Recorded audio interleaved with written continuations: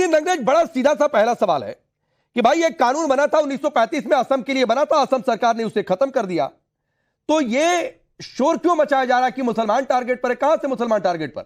देखिए, जहां जहां पर भी भाजपा की सरकार है राकेश भाई, वहां पर ऐसे कानून लाए जा रहे हैं जो सीधे सीधा जो है टकराव हिंदू मुसलमान वाला जो नैरेटिव है वो भाजपा को सूट भी करता है और वो उसी पर चलती भी है। इसमें हिंदू मुसलमान कहां से आ गए? अब ये बार बार बात नहीं, पहले इसमें हिंदू मुसलमान कहां से आ गए? मैं बता रहा हूं, तो जो हमारे ट्राइबल है, सुनिए ना, मुसलमान कहां से आ गए? अच्छा ये बताइए, आप बार बार बात करते हैं कि विवाह करते हैं, कम उम्र में शादी करते हैं मुसलमान, ट्राइबल में क्या करते हैं? मैं ये नहीं कह रहा हूं कम उम्र में मुसलमान करते हैं कि कौन कर रहा है भाई। पहले सुनिए, कम उम्र में कहीं भी शादी नहीं होनी चाहिए, बिल्कुल नहीं होनी चाहिए। पहले पढ़े लिखे, हम भी कह रहे हैं, लायक बने, उसके बाद शादियां हो। मगर जब एक बात समझिए मेहरदीन, देखिए, लेकिन पहले सुनिए, भागिए नहीं, पहले बताइए हिंदू मुसलमान कैसे हुआ?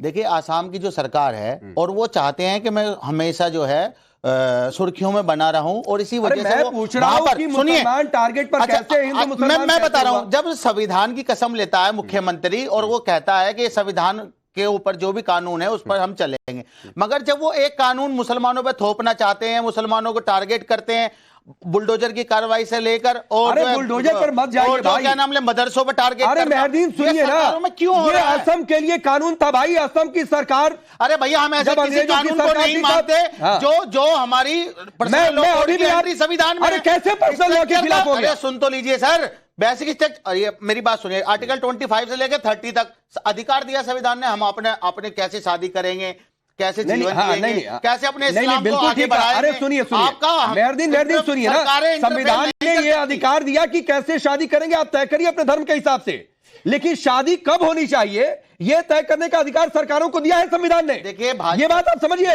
ये भाजपा सरकार ये दिखाना चाहती है हम कैसे मुसलमानों की चोटी टाइट कर रहे हैं, फिर वही बात है, सिर्फ ये बात है, और कोई बात नहीं है, किसी को कोई दिक्कत नहीं है। अरे भाई, देश को आजाद हुए हुए 76 साल हो गए, किसी को कोई दिक्कत नहीं, मगर जहां जहां भाजपा की सरकार है वहां पे कोई भी मुद्दा लेकर आ जाते हैं जिससे मुसलमानों को टारगेट किया जाए। एक बात बताइए, अभी तक मेहरदीन नहीं बता पाए कि ये मुसलमान टारगेट पर कैसे है भाई, नहीं बता पाए।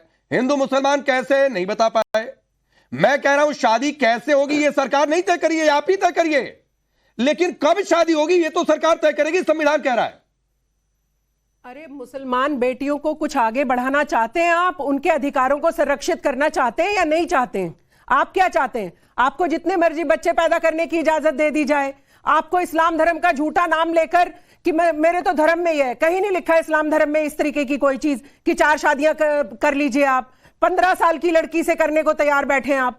तो आप ये जो झूठा बरसों बरस से फैलाकर और मुसलमान पुरुषों को आपने उकसाकर ये छोटी बच्चियां पकड़िए, 4 शादियां करिए, 10 बच्चे जरूर पैदा करने, ये आपने भ्रमजाल फैला रखा है इस्लाम धर्म का। इस्लाम धर्म में कुछ नहीं लिखा है। मैं तो बोल रही हूं, मैं एक बात पूछ रहा हूं आपसे, आपको स्वागत करना चाहिए। नहीं, मुझे आपकी नहीं सुननी, मैं आपका लेक्चर सुनने आई नहीं हूं। आप ये बताइए, मैं आपका लेक्चर सुनने नहीं आई, मैं अपनी बहन बेटियों की आवाज उठाने आई हूं, मैं अपनी मुस्लिम बहनों की बात करने आई हूं।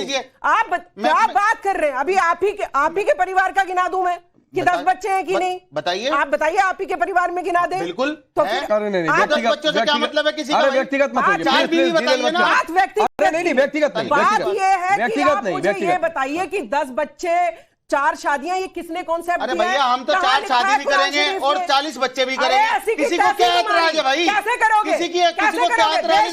जब मियां बीवी संविधान से जब मियां बीवी राजी क्या करेगा शादी? अरे जब मियां बीवी राजी है वो डिसाइड करेंगे क्या करना है। ये कोई चर्चा हो ही नहीं सकती राकेश भाई, सब नहीं चलेगा। अच्छा, एक मिनट, अब ये सब मतलब आप ये चाहते हैं, वो मनमानी नहीं चलेगी। एक मिनट, मतलब आप ये चाहते हैं 15 साल 12 साल 13 साल कभी भी शादी हो जाए, आप ये चाह रहे हैं? हम चाहते हैं कि जो बालिग बच्चा हो जाए, जो हमारे इस्लाम के मतलब पढ़े लिखे नहीं ना, सुनिए, मतलब मुस्लिम अरे तो 13 साल में किसकी पढ़ाई पूरी होती है भाई? अरे राकेश भाई, 18 साल कम उम्र में शादी कोई भी नहीं करता है। मैं कह रहा हूं, आपके पास कोई फिर क्या दिक्कत है? अरे तो विरोधी करने की क्या जरूरत है? नाम गिनवा दो, विरोधी करने की क्या जरूरत है? नाबालिग लड़की से शादी करें। अरे मैं मेहरदीन फिर कह रहा हूँ विरोध। अच्छा चलिए, सैयद जवाब, अरे रुकिए, सैयद जवाब, कहीं कम उम्र में शादी हो नहीं रही है, ठीक है, इसके 18 के ऊपर ही शादी हो रही है। एक रजिस्ट्रेशन का नियम इसमें यह है कि भाई जहां पर पहले मुस्लिम रजिस्ट्रार हुआ करते थे, अब आपको जिला आयुक्त जाना पड़ेगा या फिर जो रजिस्ट्रार है उनके पास जाना पड़ेगा।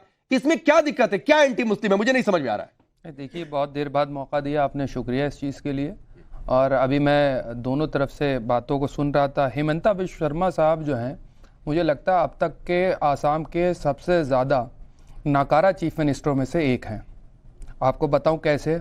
शिक्षा के लिए मुझे शिक्षा के लिए उन्होंने मुस्लिम समाज के अंदर कोई काम नहीं करा, माइनॉरिटीज़ के अंदर आपने विश्वास खोया और उनके बीच में जाकर के आपको अच्छे स्कूल अच्छे इंस्टीट्यूशन खोलना थे, वो नहीं खोला और नहीं बन रहा। मैडम मैं आपको बता दूं, तीसरा सबसे बड़ी बात बता दूं, आपने तो आपकी मर्जी है। अब आपको बता दूं, अब ये लेकर के आए जवाब बोलिए। हाँ, जो बेसिक फंडामेंटल राइट्स हैं लोगों के, आप कह रहे हैं शादी कैसे होगी ये नहीं बता रहे, लेकिन ये जरूर बता रहे हैं कि तलाक कैसे होगा। आपको क्यों मदाखलत करना है लोगों के फंडामेंटल राइट्स में? क्या इसमें क्या फंडामेंटल राइट है भाई? बेटियों को ऐसे नहीं, एक मिनट रुकिए, एक मिनट रुकिए। सैयद जवाब, एक शादी करने दें। सैयद जवाब सुनिए ना भाई। अरे सुनिए, आपको तलाक के लिए कोर्ट जाना होगा या फिर शादी का रजिस्ट्रेशन कराना है तो मुस्लिम रजिस्ट्रार नहीं होगा, आपको जिला आयुक्त अरे पहले पूरा सवाल सुनिए। आपको जिला आयुक्त या रजिस्ट्रार के पास जाना होगा, इसमें आपका फंडामेंटल राइट कैसे वायलेट हो रहा है? नौकरी दे तो पा नहीं रहे, लेकिन लोगों की नौकरी छीन ले रहे हैं और उसके बाद कह रहे हैं कि 2 लाख रुपए हम उनको दे देंगे।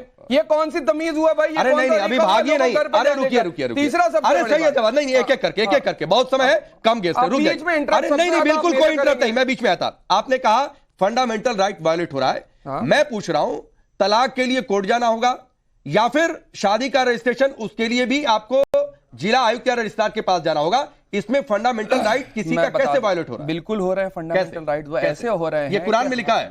अब आप कहां चले, आप एक चीज के ऊपर बात कर लीजिए, संविधान के ऊपर कर लीजिए या फिर कुरान के ऊपर। कुरान के लिए अलग से डिबेट करिएगा, उसके अंदर मौलाना आएंगे, एक्सपर्ट। चलिए अभी बता दीजिए फंडामेंटल राइट कैसे वायलेट हो रहा है? फंडामेंटल राइट्स ऐसे हो रहे हैं कि हम किस तरीके से शादी करते हैं, हमारे यहाँ क्या रीति रिवाज है, हमारे यहाँ। अरे रीति रिवाज में कोई दखल नहीं है। नहीं, बरगलाइए नहीं। सैयद जवाब बरगलाइए नहीं। अरे सैयद जवाब सुनिए, आपके इसी प्रोपेगेंडा के लिए मैंने एक ग्राफिक्स बनाकर स्क्रीन पर डाला हुआ है कि भाई अफवाहों से बचिए भाई। तो सुनिए, पहले सुनिए, मैं देश में तय कर सुनिए। सैयद जवाब सुनिए ना। अरे सैयद जवाब सुनिए भाई। अच्छा बताइए, चलिए आप शादी कैसे करेंगे? सुनिए, शादी कैसे होगी एक मुसलमान की, ये सरकार नहीं तय कर रही है। और क्या कर रही है? फेरे नहीं हो जाएंगे, क्या कर रही है? निकाह ही होगा। और जिस तरीके से मौलाना लोग निकाह पढ़ाते हैं वैसे ही पढ़ाएंगे, लेकिन शादी रजिस्ट्रेशन कैसे होगा? पहले नहीं होता। कब होगा? नहीं, कैसे होगा, कहाँ होगा, ये सरकार तय कर रही है। रजिस्ट्रेशन करते थे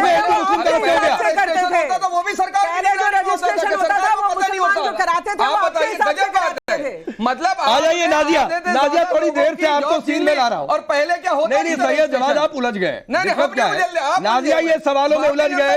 अब फंडामेंटल राइट वायलेट हो रहा है, कैसे ये बता नहीं पा रहे कि जिला आयुक्त या रजिस्ट्रार के पास जाने में कैसे फंडामेंटल राइट वायलेट हो गया।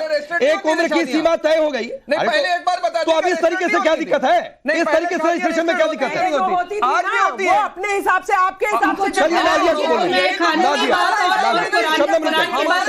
जो संविधान के अंदर हमारा अरे रुकिए भाई, रुकिए। जो हमारे संविधान ने नाजिया